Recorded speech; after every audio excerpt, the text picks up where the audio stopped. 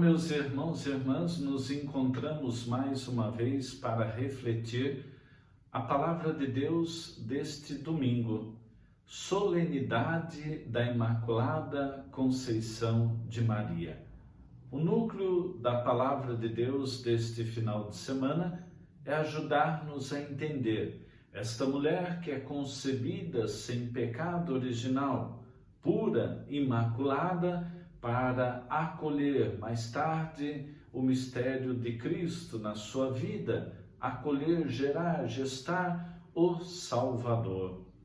A palavra de Deus deste domingo tem como referência a percepção daquilo que é culpa e daquilo que é graça, das consequências do pecado e das consequências da graça de Deus na nossa vida. A primeira leitura do livro do Gênesis traz para nós os elementos decorrentes do distanciamento de Deus ou das situações do pecado. São 6 os elementos que aparecem na primeira leitura de hoje. Primeiro, fuga, ou seja, esconde-se de Deus. Segundo, o medo. Terceiro, a desobediência. Quarto, a culpabilidade. O quinto, o deixar-se enganar. E o sexto, as consequências dos atos praticados. Quando nós pensamos isso no contexto do pecado, daqueles elementos que nos distanciam de Deus, nós vamos sentir todos esses aspectos.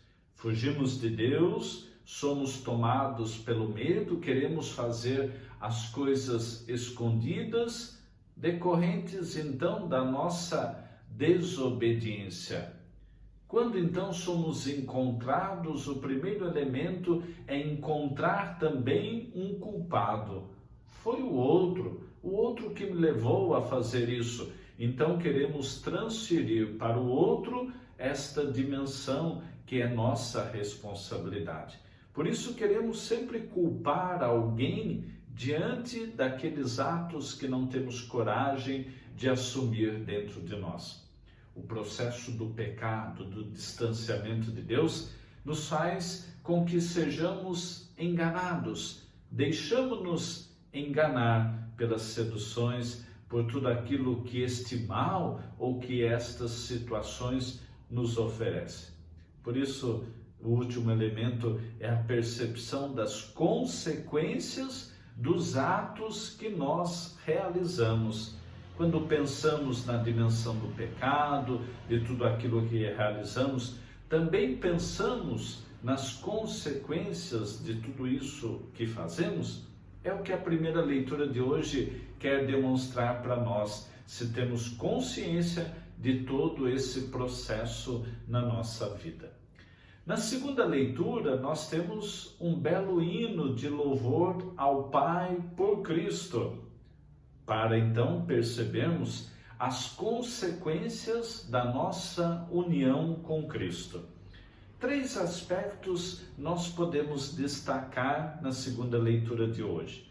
Primeiro, há uma escolha divina, a escolha pelo ser humano, ou seja, o ser humano que é projeto de Deus e que faz parte deste projeto, cuja finalidade é a santidade, cuja finalidade é a comunhão, é a participação, esta união com Deus através de Cristo. Por isso, então, viver a dimensão de uma consciência de que fazemos parte de um projeto de Deus. E aí, então, vivermos esta santidade inseridas no mundo. Santidade não é um isolamento, mas é testemunhar na vida, na sociedade, nos ambientes aos quais nós vivemos, a experiência que temos de Deus. O segundo aspecto, a percepção do valor de sermos filhos e filhas de Deus. Somos um projeto dele, ele nos criou à sua imagem e semelhança, E por isso cada vez mais se faz necessário, principalmente neste mundo do descarte, da superficialidade, a profundidade desta consciência e desta condição, sermos filhos e filhas de Deus. Por isso, o terceiro aspecto que nos aparece nesta segunda leitura é a consciência de que em Cristo está a nossa esperança. Na nossa caminhada terrena, são tantas as situações que nos fazem perceber a condição de filhos dentro de um projeto de Deus, as situações do pecado, dos limites que nos colocam numa distância, como na primeira leitura, e por isso em Cristo nós vamos construindo essa esperança. Ou seja, a partir da sua humanidade, da sua divindade, essas naturezas são então recolocadas, principalmente a nossa humanidade, recolocada diante de Deus para a festa da eternidade.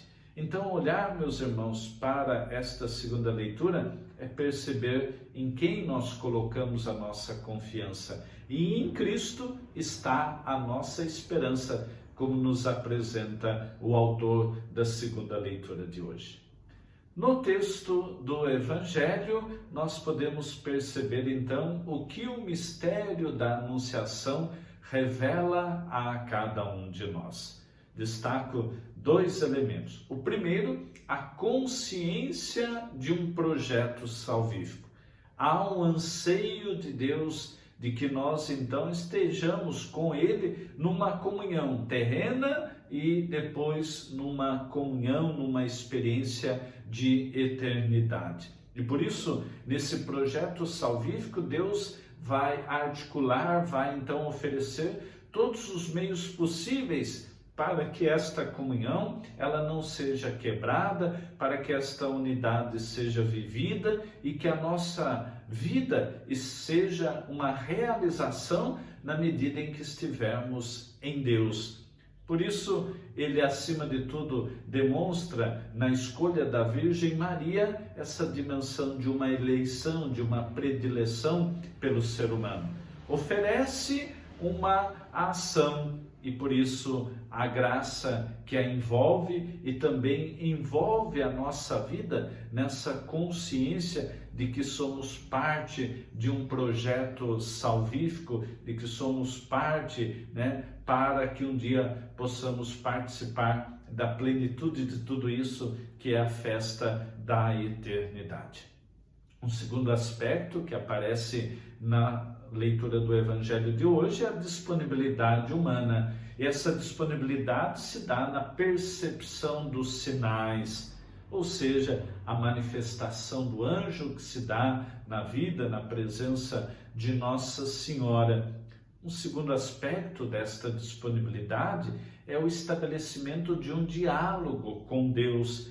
Tantas vezes nós achamos que questionar alguma coisa diante de Deus pode ser um pecado grave, mas eu digo que o quão importante ao estabelecer um diálogo para, acima de tudo, entender a ação de Deus, entender o contexto e os elementos do seu projeto. Questionar não significa que nós estamos duvidando da ação de Deus, mas que nós, acima de tudo, queremos entender esta ação para a nossa vida diante do nosso limite humano. E o terceiro aspecto acho que o fundamental, a consciência da fecundidade do Espírito Santo na nossa vida. Este Espírito que gera vida, esse Espírito que gera esta comunhão com Deus. Por isso, consequência desta fecundidade do Espírito está o sim, essa disponibilidade de Maria que também deve ser a nossa. Um sim que gera a vida. Não apenas num sentido biológico da vida, mas de uma participação e de um envolvimento no projeto de Deus. Desejo que esta celebração possa ajudar-nos a crescer nessa consciência da fecundidade do Espírito. Vamos abrir o nosso coração para que o Espírito, através da sua ação, o fecunde, para então gerarmos vida e vida em Deus. Deus lhe abençoe e até semana que vem, uma grande disponibilidade ao Espírito neste final de semana, através da celebração da solenidade da Imaculada Conceição. Salve Maria Imaculada!